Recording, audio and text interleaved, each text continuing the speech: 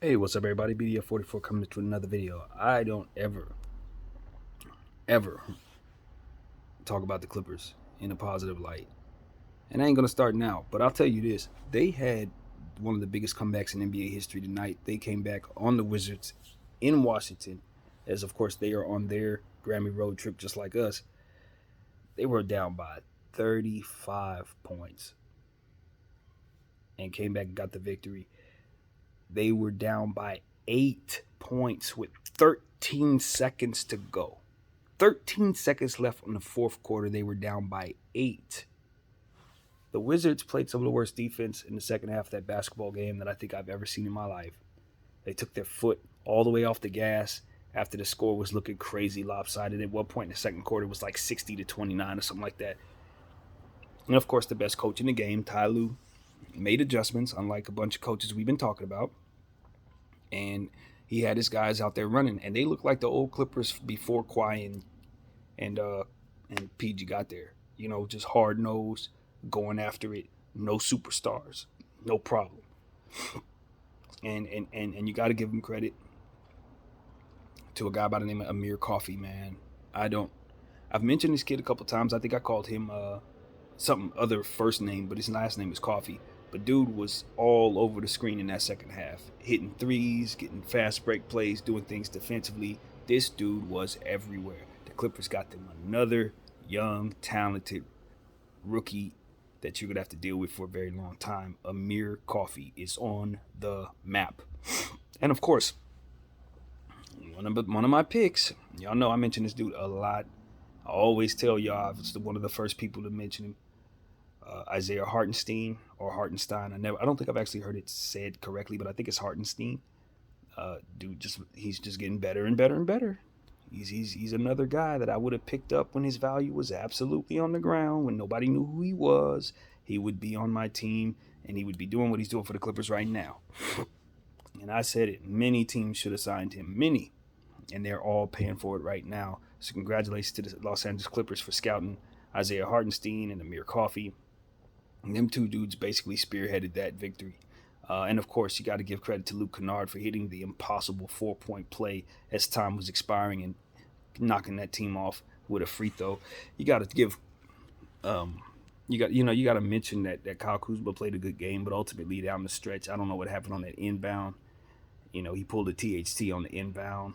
I don't know if they had any timeouts left, so I can't say, but he just kind of gave the ball up. This is one of those situations where if you'd have watched the Wizards, I don't know how many excuses you're willing to give yourself about this one, because to be completely honest with you, they got players who are coming back from injury, and I didn't really check, but to be completely honest with you, I can't think of anybody that they were missing out there, and they've been missing a lot of their team all year long.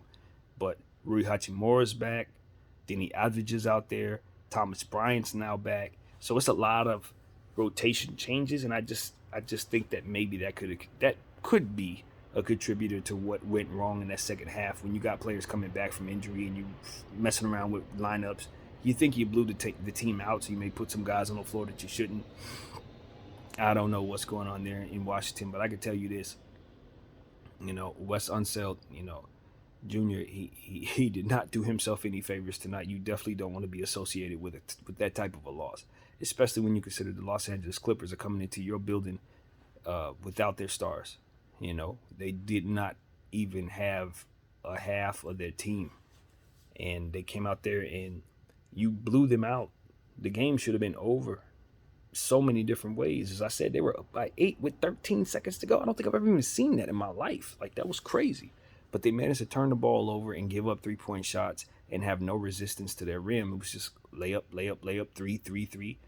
And like I said, Coffey was hot, man. When you got a player who's going off like that, you don't have on the scouting report, you got to adjust.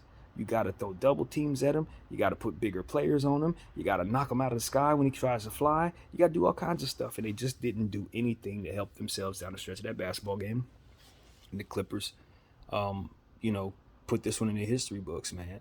And of course, you guys are going to see this kid went viral. Some fan went absolutely viral because he was able to catch that exact moment where Luke Kennard hit that 3-point shot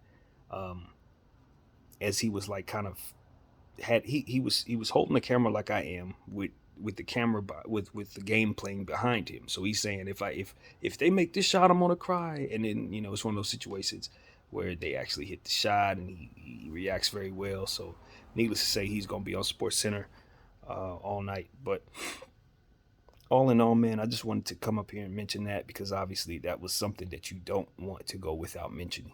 The Los Angeles Clippers were down 35 and down 20. I think they were down 19 at the start of the fourth quarter, and like I said, that thing said 13 seconds left, and that score was an 8-point spread. And I honestly don't know how they covered that point that amount of points that fast. Obviously, the inbounds didn't help in the 4-point play, but they must have hit a three or something. Or maybe I got it wrong. Maybe it was 7 points, but I'm telling you, man, that should never have happened. Not on a basketball floor, especially when the other team don't have their best players. Washington, I don't know, man. Uh, I'm not saying nobody needs to be fired after a game like that because I think Wes Unseld has done a fantastic job. To be honest with you, that team has been very, very good. They started off very good, and then they've kind of, plateaued, and they're lacking the talent. The Washington Wizards aren't exactly the most talented team. We know that. They still have a lot of cap space. They can get a lot better. They have a lot of assets, so they can do some things. If they want to do something, maybe go after a Ben Simmons or something like that, they certainly have the assets to do it. Um, and I don't know what they want to do, but I can tell you this: they're a tweener type of team, and again, losses like this make you consider who you want and who you don't on your team later on. And one thing's for sure, they definitely have needs. A game like this will let you know they have needs.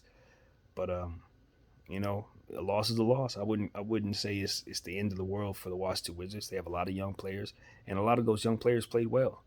But at the end of the day, when you play defense that poorly and you don't make adjustments, um, things like this are possible. They shouldn't be, but they are. So that's what happened, man. It is what it is. My name is BDL44. Thank y'all for watching. I'm out.